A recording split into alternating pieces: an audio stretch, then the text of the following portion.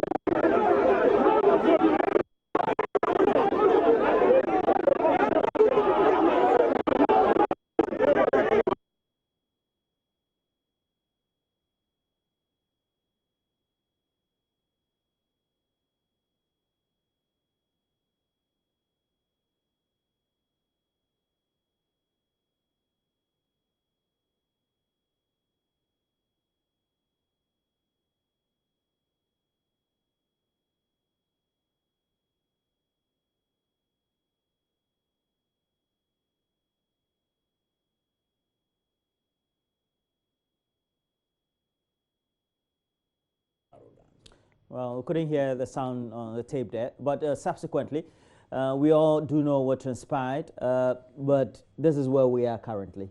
Yeah. And you see, My brother was right when he said we should not politicize, operations of, especially the security agencies.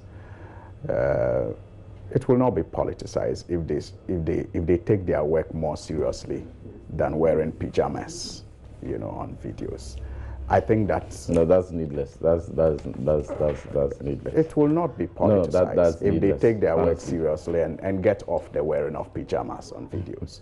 That's the point I am making.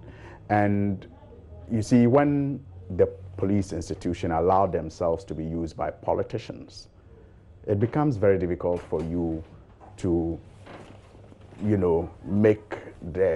give the cautions that my brother is giving. Because why? We are told that the report was made by an operative at the Flagstaff House. They are not even bold to mention the operative's name. And who? The operative, told by who? The police said that the complaint is made by someone from the Flagstaff House. No, why did they make that disclosure? Yes, they did. No, we are witnesses to the communication issued, and that was not contained in the communication. Well, so you have to cite your source where you got that information. So this is the statement. It says the criminal CID, they arrested Mr. Sammy Gyamfi, the NDC communication director, at the premises of Peace FM on arrest warrant. I think he's a communication officer of the party.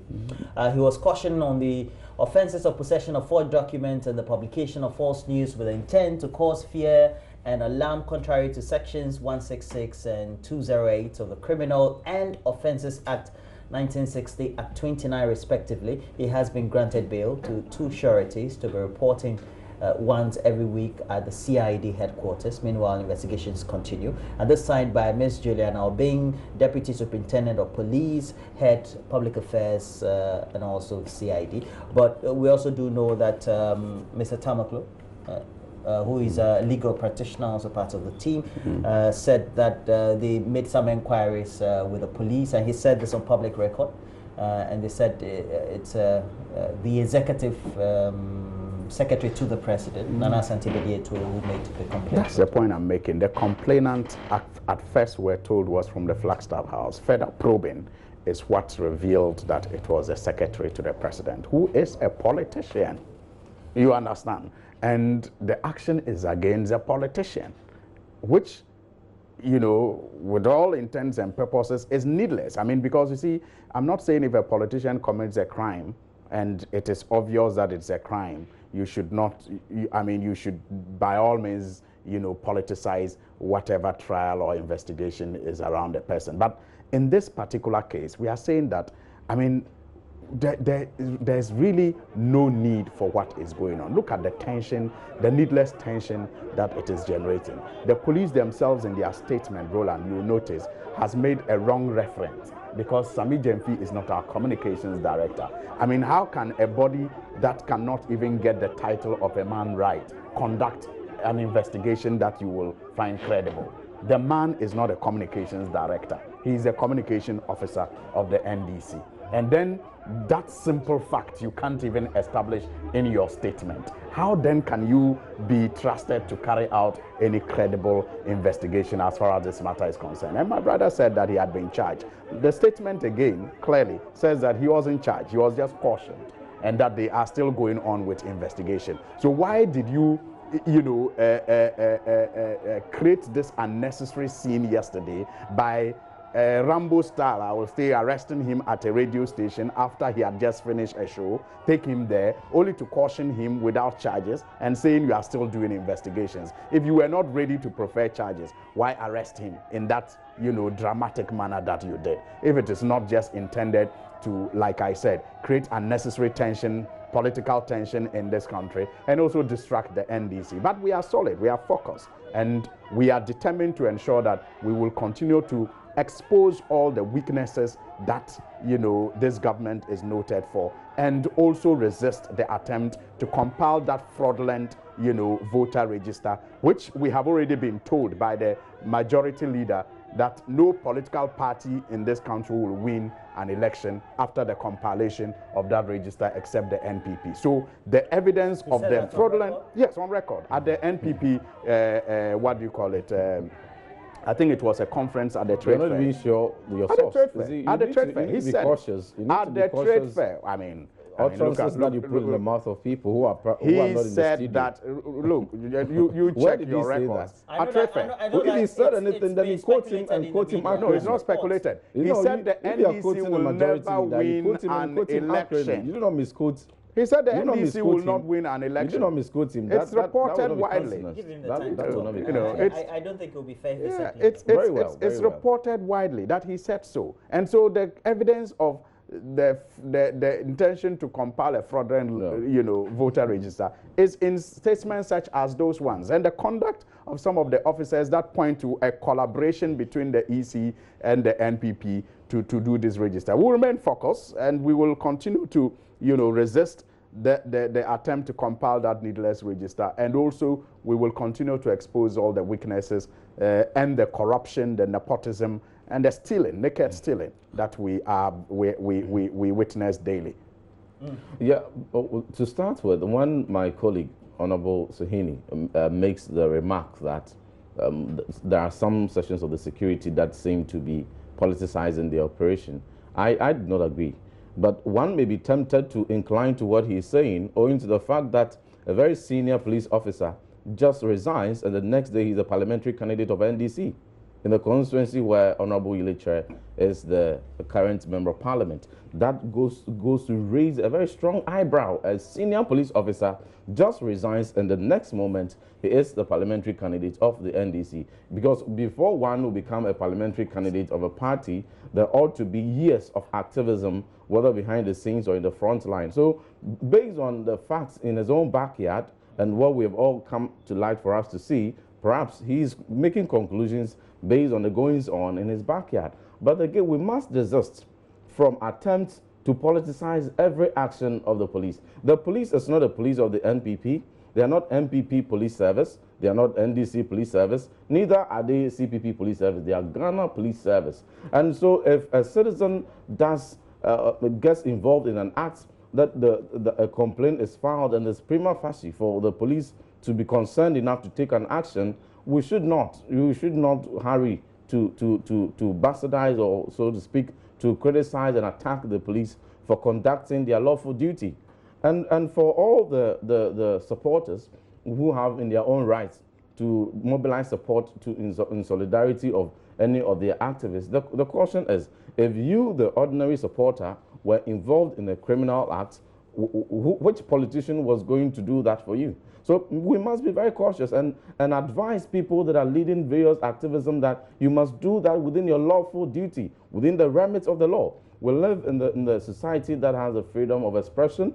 However, all ought to be done within the framework of the law. If my honorable colleague here, who is a member of parliament and a politician, who should have his rights infringed upon, should have any documents that is purported to have emanated from him forged by any citizen, irrespective of their credentials, would he say that because he's a politician, he will fail to report same?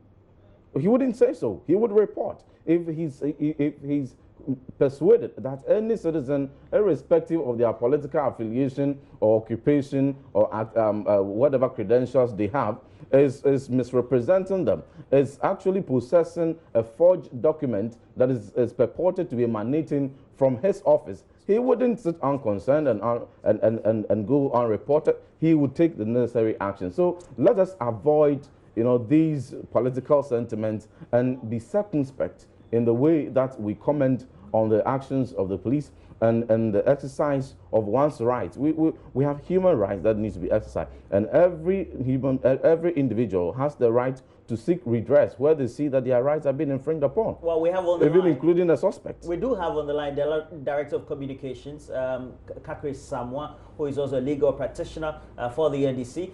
Good morning to you, sir. Now, in relation to the arrest of the communication officer of the party, have you been formally communicated to by the officer that he's been charged in any way, or the circumstances that may have precipitated this very arrest, or let's say picking up, so to speak? Please, are you referring the question to me? Yes, please, sir, Mr. Kakri. Please state it again. I'm sorry. I wasn't, because you don't address it to me directly, I didn't really get it. Oh, okay. I'm sorry. Please say it again. I beg you. Okay. So I'm asking, have you been formally informed about any charges that had been preferred on Sammy Gyamfi by himself or his legal team, as to the also reasons why he may have been picked up subsequently? Oh, it's not a question of whether I've been informed or I've not been informed. I was present during the interrogation. It's not a question of being informed or not being informed. I was present, so I know what happened. He wrote a caution, investigation caution statement. And you write such a statement only when a charge has been preferred against you. And the charge was publication of false news with intent to cause fear and panic. And after writing the statement, he was granted bail with push notice. That's what happened. Now, in a statement, and I'll read the police statement to you, and I'll read again the police statement to you. Yes. And it reads subsequently when we have it on stream, and you'll get to also analyze the statement from the police CID, and I'll ask you what you make of it. And it says that they have arrested him subsequently based on a warrant, and he was cautioned on the offences of possession of forged documents and publication of false news with the intent to cause fear and alarm, contrary to we know sections of the Criminal Act. Now, this is contrary to what you're saying, because they said... Why is it that's contrary? Okay. I said false publication with intent to cause fear and panic. Yes, but... What's the difference between that and what you have just read? Okay, but the statement says it's just a caution. It's not... I am sure that you are a seasoned journalist, so I don't need to teach you anything. You cannot be arrested without a charge. I'm sure you are aware of that. Yeah, well, definitely. So that is why... Yes, so why was he being investigated? On a set of facts that can be grounded in the criminal code. Why do people talk the way they talk? Is it the police that is deceiving you? You cannot be arrested without a charge. The fact that he has not been charged for court, which you are probably thinking about, does not mean that he is not being held on a charge.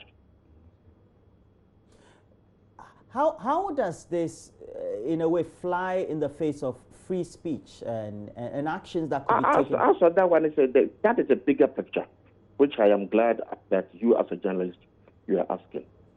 Since the Fourth Republic, there has never been a greater assault on the work of journalists and then the practice of free speech, more than what is happening right now. As I speak to you right now, you and I know that not a single person has been caught for the murder of Ahmed Swale. Not a single person has been investigated for the temporary exile of Manasseh, your own colleague. And now the communication officer of the NTC is in the case of the police for allegedly publishing false information. Does this person believe in free speech? It's a question you should be asking him. Does he believe in free speech? When he signed the Right to Information Act, what was on his mind? That anybody who speaks and he feels uncomfortable about the speech of other people, he should detain him or arrest him. These are the questions that you, as a journalist, should be asking.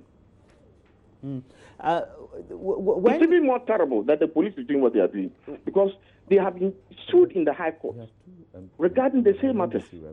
Yes, because I was just about to ask you that I know that there's a suit at the High Court, and then also this subsequent action that has been taken by the police, and how that coterminously could be... When we get to court, we will draw the attention of the court to the conduct of the police, and the court will determine accordingly. Whether it's contempt or not?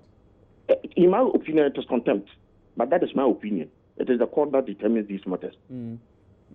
My last question, and since you were present at the time that he was writing the statement, who did the police say readily filed any complaints against the communication officer of the party? The complainant is the executive secretary to the President of the Republic of Ghana, Asante Biditu. But he has a right to, if he feels aggrieved by an action by any individual, more so an officer of your party, to take up any action lawfully. He's a complainant, but don't forget this is a criminal act. He's not suing as a plaintiff against my colleague, who would then be a defendant. He's using the police to shut us up. What do you mean by shut us up? You mean He doesn't want us to speak. That is all that it means. If somebody has told a lie about you, you take him to court and ask for damages for defamation. Well, thank you very much. Is that not the proper practice? Particularly since after the repeal of the criminal libel code, the criminal libel offense. In context, yes.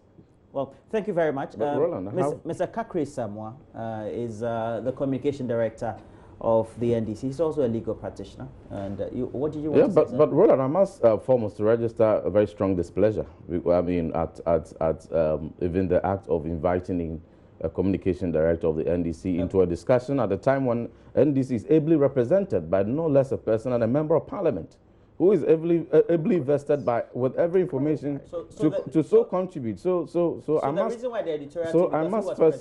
must foremost, if that was the case, then he could have been the representative of the NDC here, so that we go on the discussion. Now, taking on a reference from lawyer Isamwa, are we saying that for the fact that we have free speech and we have freedom of speech gives people the right to forge every document in the spirit in the freedom of free speech, just to create false information and publicize same and circulate same? That would be an affront to our rule of law. Let us not attempt to overflock this matter. When an individual, a person, a citizen, is charged by the police to have, I mean, there's not a court, and the court hasn't raised, there hasn't even been a court hearing, and a verdict has not been passed. But if the police finds a prima facie grounds to cause an arrest based on a charge that is in consonance with the criminal code, we do not have people politically to their convenience, bastardizing the entire system of our rule of law, and just in isolation because an individual who is not above the law, an individual who is, whether be president, former president, current statesman or former statesman, irrespective of the credentials of the person, once you're involved in a criminal act, it so remains, and the necessary action ought to be taken. No one deserves a preferential treatment when it comes to conduct that infringes upon the criminal code. So I'm highly surprised and at the attempt to want to overflock this matter, to want to create somebody or raise somebody as a hero, when we must not create wrong impression. If you're a communicator and you communicate well, you need to be able to have the circumspection and even the initiative to possess, for credibility purposes, genuine documentations to back all your communication. And no one will have a problem, no matter how it's cutting through somebody's throat or cutting through somebody's heart. Once it is based on credible evidence, which police will cause an arrest. But we should not, in the so-called guise of freedom of speech, encourage that every communicator can, just like myself, I can come here with any forged document and just spew out every falsehood and then get away with it because I'm a politician. No, that should not be countenance. It would be a wrong precedent. In this very instance, are you aware of the so-called forged document in question, and what does it relate to?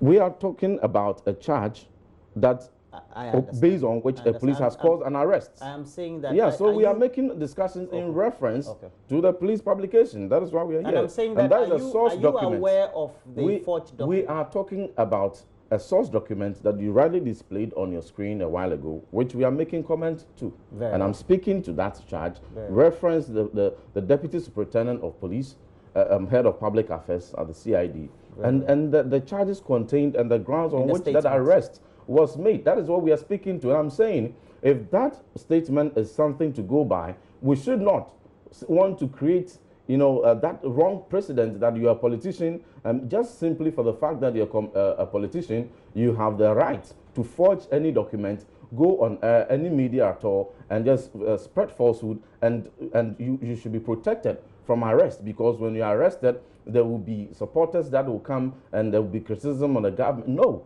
we must encourage responsible communication. We must encourage credible communication so that the public that listen to us every morning will have the respect and the motivation to want to tune in to JoyNews, to want to tune into any media station. On the chat. That's why I'm asking whether you are aware of the forged document. To want to tune in because they are aware that the communicators that media houses will bring, whether they are from civil society, whether they are politicians, will communicate to them credible information. Elsewhere in other jurisdictions, that is what is done.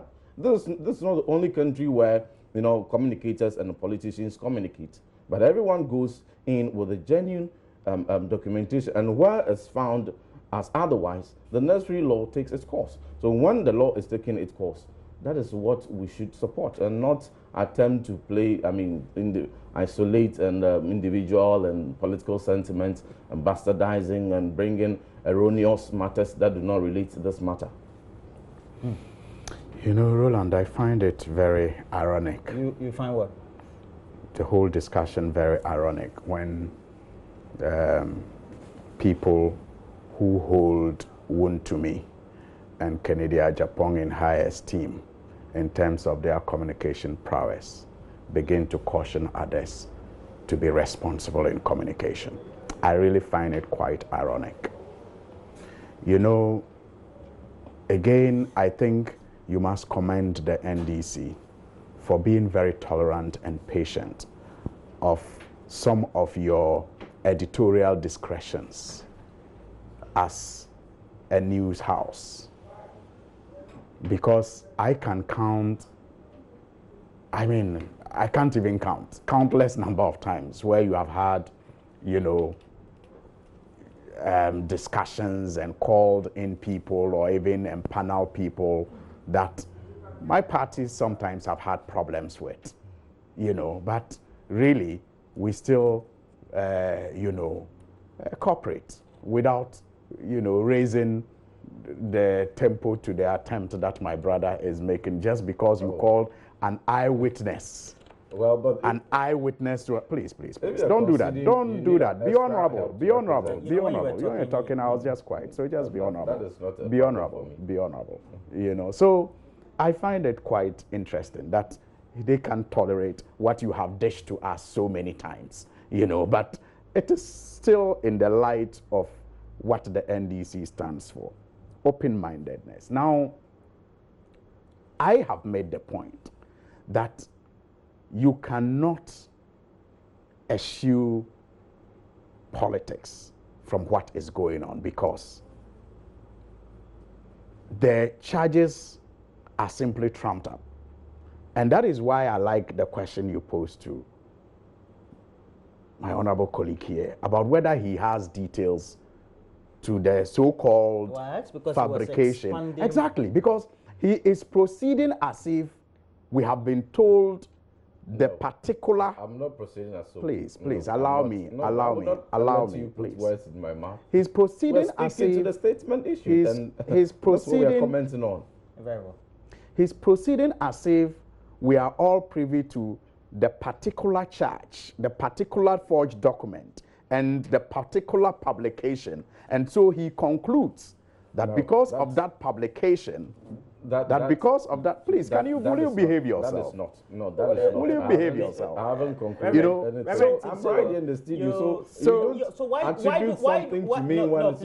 don't you let him finish his submission and then I did not attribute things to him that okay, so you are saying that he's misinterpreting what you said. Absolutely, okay, and that must not be counted. Can we? So he proceeded as if those charges, we have all been told that Sammy Gyamfi went to publish, what do you call it, Article A, which has been forged.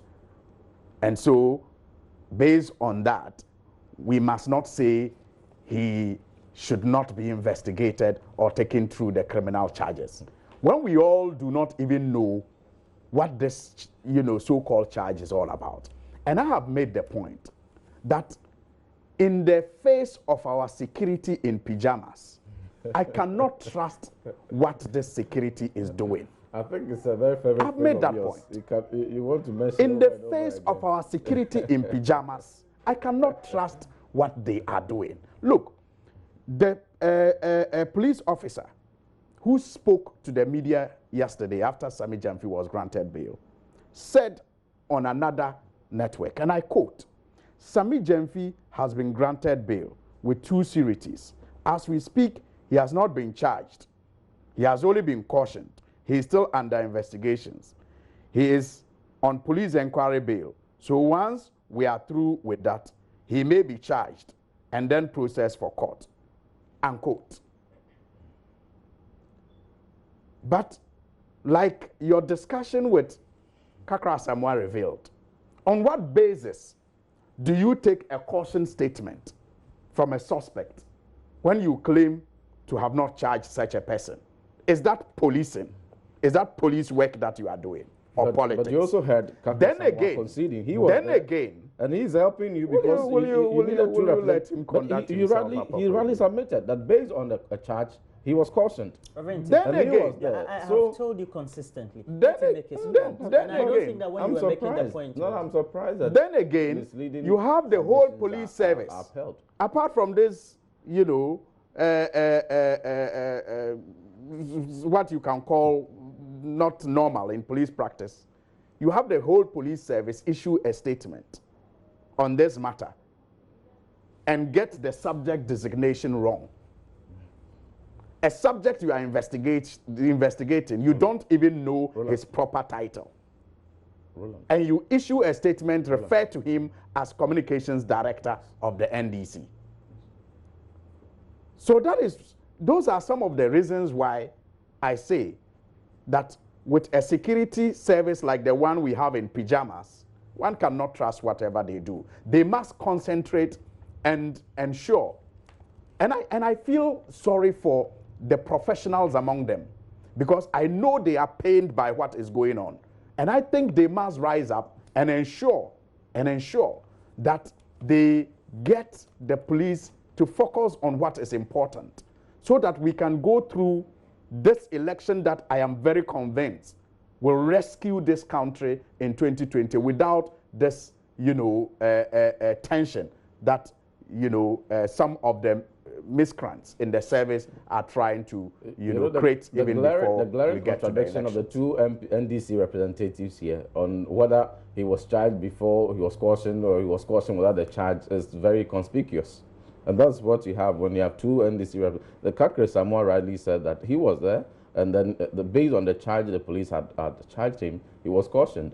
Then their second NDC representative on the show is saying that it's otherwise and that he was cautioned without a charge. So the NDC themselves are not even converging on the narrative, one single narrative. But I'm eager to announce to the viewers, our respected viewers, that we have 307 ambulances that are going to be delivered today in all the constituencies of Ghana as in fulfillment of the promise President Akufo-Addo made.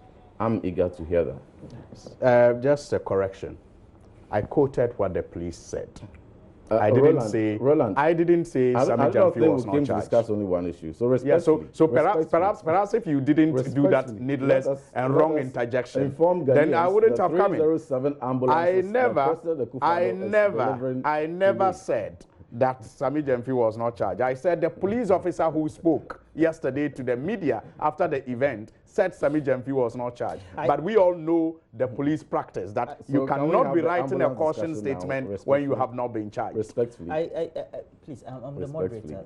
It's a humble plea. It's a humble plea. Taking over your show.